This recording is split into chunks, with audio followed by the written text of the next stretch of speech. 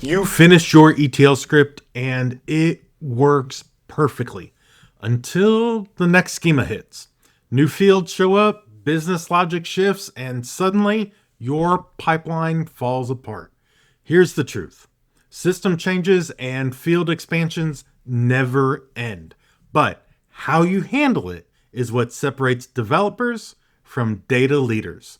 Mastering table-driven design shows that you think like a lead engineer, someone who looks far beyond the project you're on and designs for the future. With this approach, you don't just write code. You build adaptive systems that scale with the changes that are yet to come. Here is what you're doing right now. This is the hard coding logic that you're using and field names.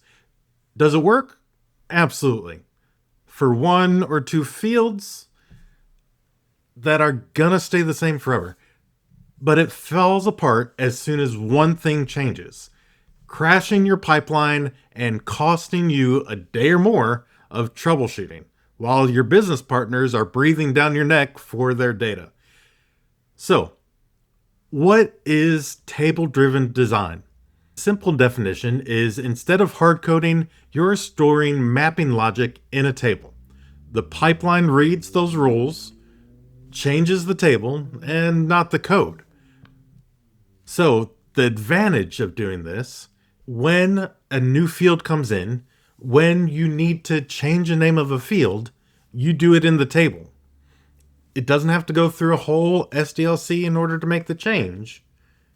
It is instant and quick.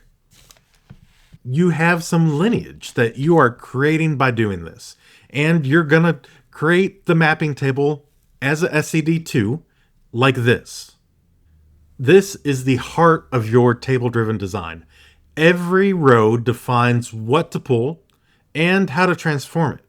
The source tables array lets multiple sources be unioned together, like current and archive. A lot of times you're going to roll those two tables into silver representation in your data lake. Why does SCD2 matter here? Each mapping version has a begin date and an end date in this table. That is your historical lineage so that you could track when things change. It is a living record of when each rule or table name or record name has changed. Why is this important and how do you explain it in your interview is what's going to set you apart from your competition. Those begin date and end date values tell the rest of your data when an attribute starts and ends.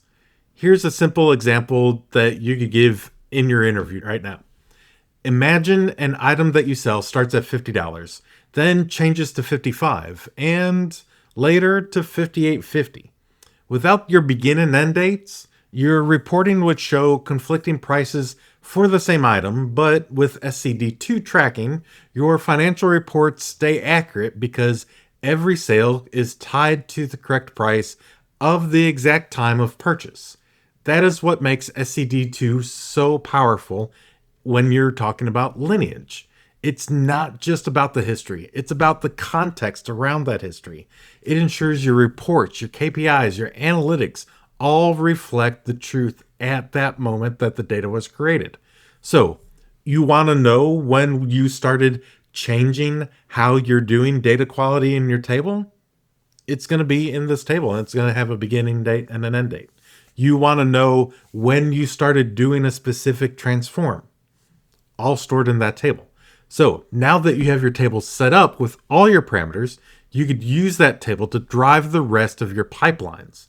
And when something changes, say a new custom field comes in, you just make the update to the table and the pipeline's going to pick it up in the next run dynamically without a full development lifecycle.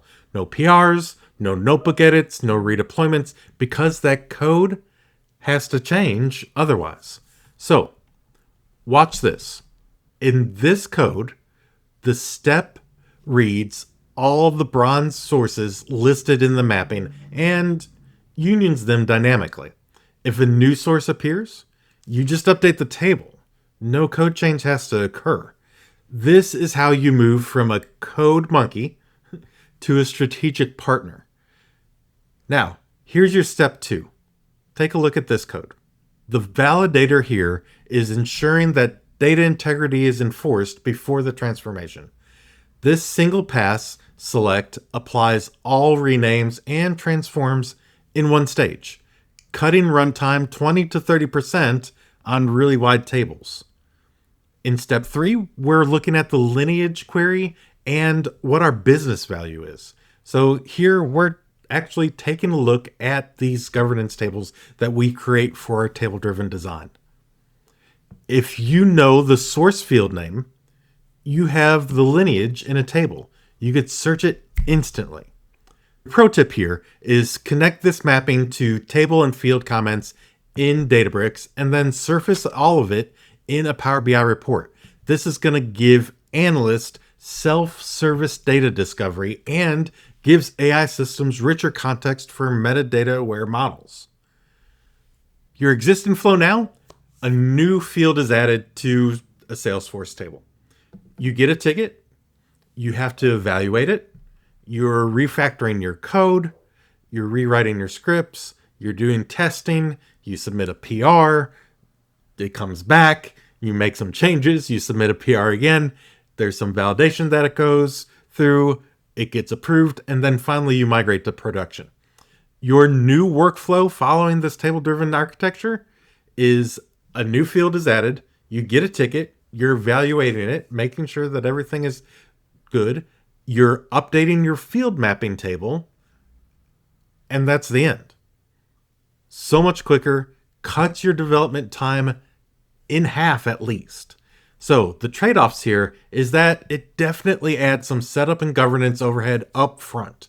There is minimal performance hit if you're properly caching your data, and the advantage here is you are improving time to delivery to your business from weeks to days or even hours. So table-driven architecture reduces rework, improves delivery speed, and turns metadata into a business asset. The biggest mistake that people make is taking each ticket as it comes instead of stepping back to ask, how can I make this entire process better? Don't just think about the next pipeline. Think about the entire system holistically, which watch this next part and start thinking like a strategic partner, not a Jira ticket machine.